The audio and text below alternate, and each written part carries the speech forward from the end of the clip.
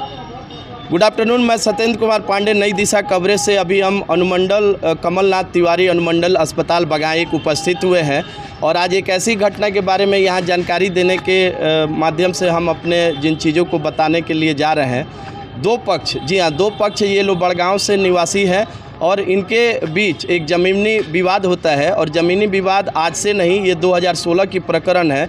और आज सुबह में एक ऐसी वारदात होती है जो हमारे पीछे आप देख पा रहे हैं।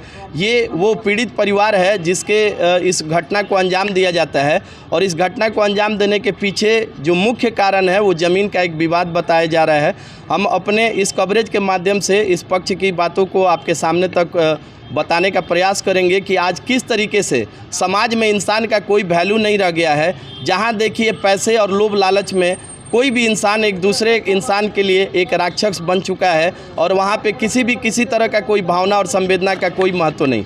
तो हमारे बीच बड़गांव से हैं ये पीड़ित परिवार। आप ज़रा हाथ दिखाएं, कैमरा मैन आप ज़रा यहाँ थोड़ा सा आप अपना हाथ दिखाइए, यहाँ आइए। ये वो पीड़ित परिवार है कि आप देखें कि इनका ये हाथ टूटा हुआ है, फ्रैक्चर है इनका, ये हॉस्पिटल में आए हुए हैं। ये किस तरीके का मामला है और हमारे कवरेज के माध्यम से नई दिशा से आप बताना चाहें, क्या नाम हुआ, किस गांव से है और आपका ये जो मेन समस्या है वो चीज़ को आप बताएं। हाँ, मेरा नाम गोविंद कुमार है। और जोर से बोलें। मेरा नाम गोविंद कुमार है, मैं बड़गांव का निवासी हूँ। तो उसमें सरकारी ज़मीन है। अच्छा। जिस पर कॉलेज बन रहा था, डिग्री कॉलेज। तो उस समय पवन कुमार वर्मा नकली कागज लेकर उसको रोक दिया। तो ये पवन कुमार वर्मा जी आपके गांव के ही? जी, गांव के ही। अच्छा। तो उन्होंने क्यों रोका? वो बोल रहे हैं कि हम लिखवाए हैं ज़मीन।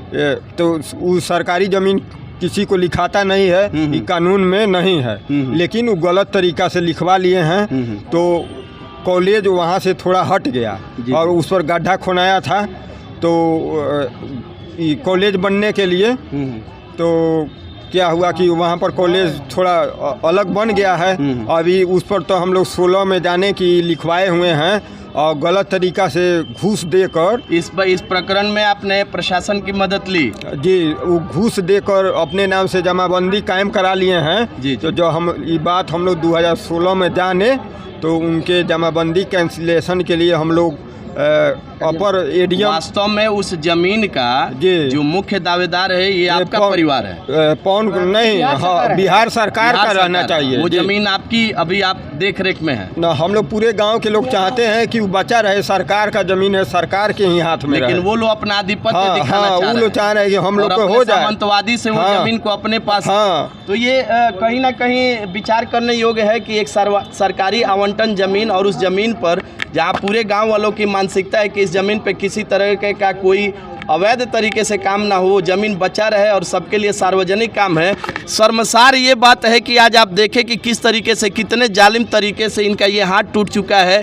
अभी हाथ से अभी ताज़ा ब्लड आ रहा है। इनकी स्थिति देख लीजिए, एक छोटे बच्चे की हाथ की स्थिति देख लीजिए और एक आदमी की स्थिति ये है कि यहाँ अनुमंडल अस्पताल बगहा से उनको बेतियाँ रेफर किया जा चुका है। ऐसी स्थिति है। जी, और पवन कुमार वर्मा बोलते हैं कि हम एसपी तक मैनेज कर लेंगे, हमारे पास इतना पैसा है। अच्छा, उन्होंने इस बात हाँ, एसपी को मैनेज कर लेंगे, थाना को मैनेज कर लेंगे, 112 को तो फोन करते रह जाइएगा, नहीं आएगा, हम सब जगह पैसा देते हैं, इतना हम पैसा वाले। आज पूरे इस घटना प्रकरण को आज आपने प्रशासन तक इस बातों को रख दिया? हम लोग बार हम लोग जाते हैं प्रशासन में, लेकिन वो पैसा दे देते, बोलते हैं कि हम पैसा दे देते हैं, कुछ नहीं होगा आप लोग का। इस संदर्भ में आपकी क्या राय है और जिस तरीके से ये पीड़ित परिवार है, आपने जो चीजों को देखा समझा है उसमें क्या वास्तविक? सर, देखा जाए वो बिहार सरकार की जमीन है जी, बिहार सरकार के खतियान है, बेखाब का जमीन है वो, उसको बेचने का किसी का अधिकार है नहीं। ठीक है। उसके बाद उसमें कुछ दिन पहले 16 में लगभग वहाँ डिग्री कॉलेज का न्यू स्थापना हुआ।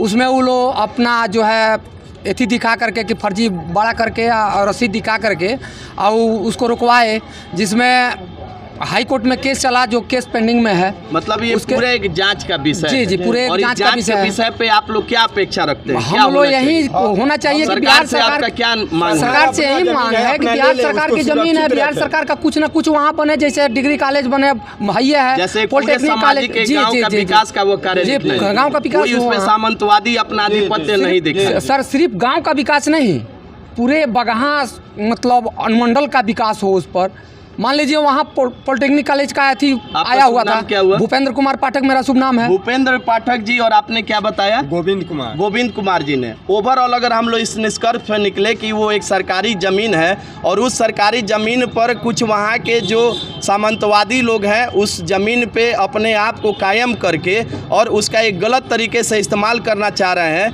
लेकिन गांव वालों का ये पाठक जी और इनके माध्यम से ये उनको रोक के इनका कहना है कि उस पर इस तरीके का सार्वजनिक काम हो जिससे पूरे क्षेत्र का विकास हो सके। सबसे बड़ी विडंबना देखिए कि आज इस परिवार के साथ और इन लोगों ने इसको रोका तो किस तरीके से आज इनके ऊपर ये चीज़ें घटित हुई है। और सबसे बड़ी विडंबना कि आज हम कवरेज कर रहे हैं और थोड़ा सा कैमरामैन सहयोगी आप हमारे सारे भाई की तरफ आप दिखाएं, ज़रूरत क्या है समाज के उन लोगों का कि आप आज जिस तरीके से इस परिवार पे ये घटना घटी है, ज़रूरत है कि आप सारे लोग मिल के इस तरीके के जहाँ भी कोई भी प्रकरण या घटना होती है उस पर आप लोग रोक करें, एक दूसरे का सहयोग करें। अन्यथा आज इनके साथ ये घटना हो रही है, कल किसी और के साथ, परसों किसी और के साथ, तो आपको जागने की ज़रूरत है और जन जागरण से ही बहुत बड़ा समाज का एक विकास हो सकता है।